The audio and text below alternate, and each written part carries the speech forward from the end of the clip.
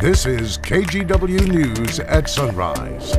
The scene of a shooting in Gresham still very active now 7 hours later. This is a live look from Southeast 190th and Yamhill. What we know about what happened just ahead. This next headline seems like it's running on repeat lately, but this morning we're not talking about a single cougar sighting along the Oregon coast. We're talking about 3 cougars spotted with this doorbell camera. We'll have more on exactly where coming up in just a minute. Now, this is something I'm excited to share with you about. I recently took a trip to Kenya. That's a picture of me and my wife with a group of school children there. Our group was there to support a nonprofit my dad started that helped build that school that those kids go to.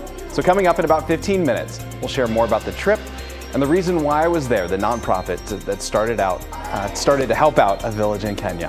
Yeah, important work. Looking forward to that. Thank you, Devin. Good Monday morning, everybody. I hope you had a great weekend. Yes. I love seeing the clouds. I know it was humid, but it just felt so much better. It is weird, though. It was cloud covered, and yet it felt hotter to me this weekend than past weekends because it didn't really cool down overnight. It didn't. I'm curious that you thought it felt better because with the temperatures and the humidity, a lot of people probably would say it felt close to a 90-degree day. I would agree. Oh, really? I would agree, Yes. yeah. Huh. Yes, Brenda. No, Yes. I'm odd man out, but I like the clouds. Brenda is the oddball of the group. I don't know if I'm being successful or not. All right, we have a disturbance coming in this morning. It's producing some rain along the Cascades up in Washington. I don't think we will see any moisture here in Portland, Salem, or Vancouver. Just a cloudy start. 68 degrees, the clouds and the humidity keeping the temperature up overnight. We'll be partly cloudy at noon, 73. We'll get up to 84 this afternoon. Now, to Brenda's point, temperatures have been down. Yesterday it was 83. Your complete forecast coming up. Rob, thank you. We do have a heads up about a traffic alert. Daytime closures begin today on Northeast 33rd. This is part of a 2-month project to repave a 2-mile stretch of road from Northeast Knott to Columbia Boulevard. Crews are going to be working in phases. Phase 1 starts today from Northeast Knott to Fremont. The work will wrap up each day at 5 p.m. There will be detours in place to help you get around the closure. Police in Gresham say at least one person was hurt in a shooting that happened last night. So we're showing you a live look from that scene right now. This is Southeast 190th and Yamhill. As you can see, there's still police activity out there this morning. Officers first responded to a shots fired call there just before 10 o'clock last night. When officers got there, they say they heard even more shots, but never found a shooter and still don't know what led up to the gunfire. Our crew who was covering this last night spoke to some neighbors in that neighborhood. We thought it was fireworks. We didn't know it was gunshots at the beginning until we saw lights coming down the street. When we called. She called me. I was coming in with my family. I pulled up right here with all the lights and everything. I asked what happened, and everyone out here said gunshots, and my reaction is again. Again, police found one person who was shot. That person was taken to the hospital by an ambulance. They are expected to be okay. So far, police have not made any arrests. That is. They ask for anyone with information to contact the Gresham Police Department. The FBI is now involved in the case of an Oregon City woman who disappeared under suspicious circumstances. Her name is Kara Taylor. She was last seen at her home on Jefferson Street on Tuesday, July 25th, and then reported missing 2 days later. Oregon City Police, the Clackamas County Major Crimes Unit, and the FBI conducted a joint search for Taylor on Saturday. Investigators haven't told us why her disappearance is suspicious. They ask anyone who sees her or may know where she is to call Oregon City Police. Portland police released the names of the officers who killed the man wanted for shooting a security guard at Legacy Good Samaritan Hospital. This happened on July 22nd when officers got a call about a man with a gun near the birthing center. A security guard intervened and the suspect fatally shot him, then left the hospital. Police tracked him down in Gresham. PPB says officers Justin Thurman, Timothy Horoff, and Seth Wingfield all fired their weapons, but investigators haven't said who fired the fatal shot. This morning, the officers are on administrative leave. Today, Portland City Commissioners, Portland Police, and county health officials will come together to bring attention to last month's spike in traffic deaths. So far this year, there have been 44 traffic deaths. That's compared to 68 all of last year. And 13 of those deaths happened just last month alone. This year, Portland Police reinstated a smaller version of its traffic division. That division was disbanded altogether in 2021.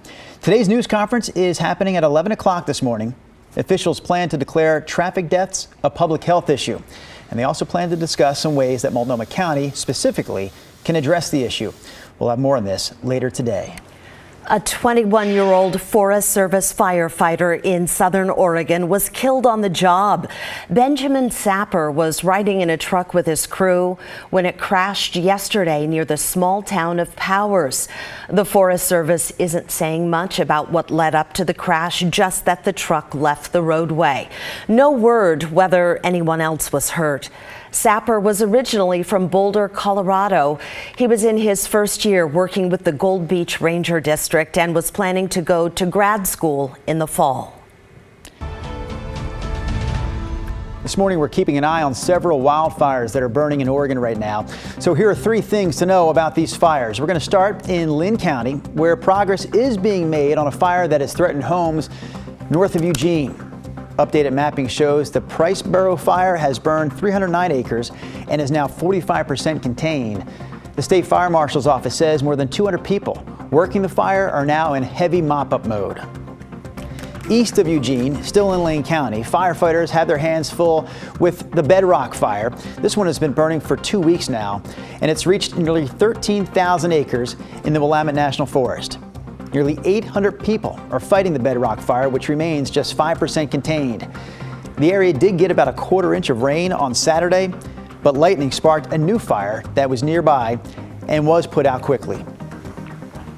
In southern Oregon, there's the largest wildfire burning in the state right now. That's the Flat Fire that's been burning between Gold Beach and Grants Pass in Curry County. That one is now 39% contained, but has already burned more than 33,000 acres in 3 weeks. More than 800 people are fighting it, but it's not expected to be fully contained until the start of September.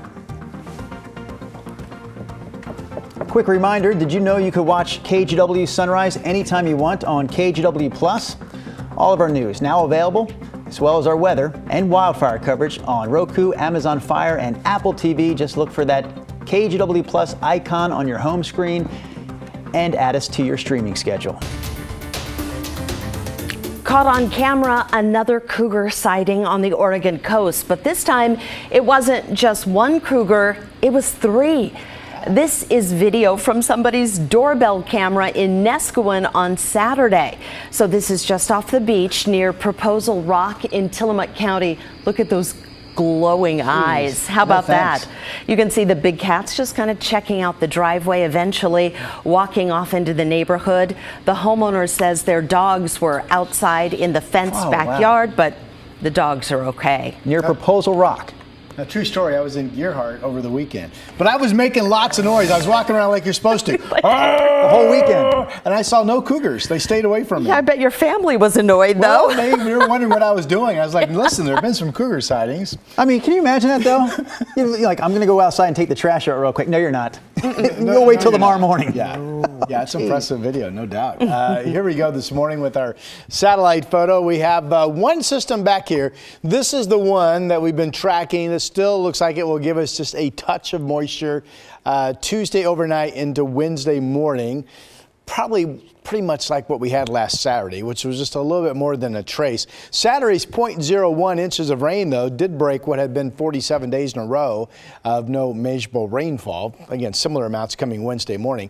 This up front batch of clouds streaming in, producing some rain up in Washington. Also, we've got some showers popping out in eastern Oregon, but I think here on the west side of our state, it's just morning clouds.